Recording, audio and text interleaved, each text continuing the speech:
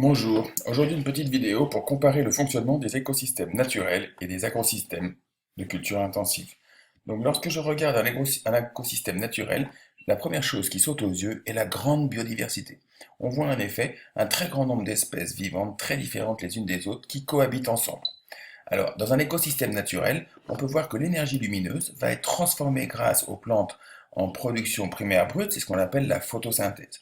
Cette production primaire brute va être soit respirée par les plantes et être dissipée sous forme de chaleur, soit retournée au sol sous forme de matière organique morte, à la mort des végétaux, soit être consommée et rentrer dans la fabrication de la matière organique animale.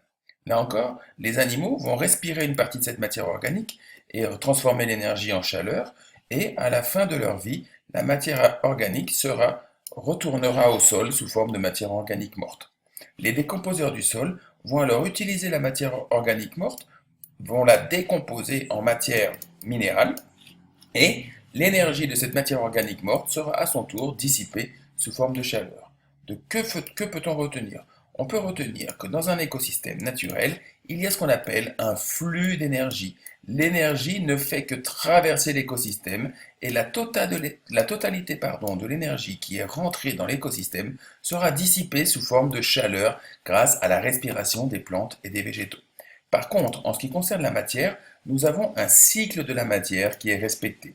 En effet, la matière minérale qui sert de nourriture aux plantes va rentrer dans la composition de la matière organique qui, lorsque cette matière organique retournera au sol, sera décomposée à son tour en matière minérale. On voit donc que l'on a un cycle de la matière minérale et les sols d'un écosystème naturel conservent une concentration en matière minérale qui est en équilibre.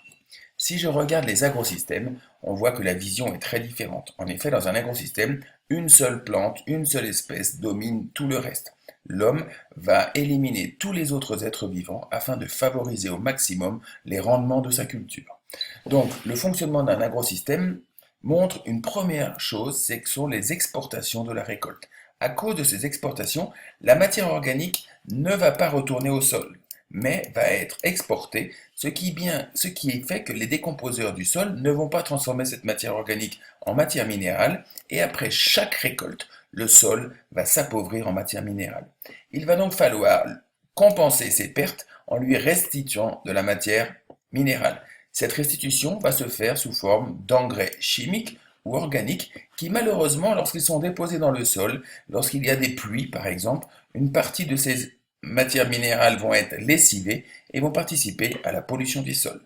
Donc voici une petite comparaison du fonctionnement de ces deux systèmes, en espérant que cette petite vidéo vous ait été utile. Au revoir.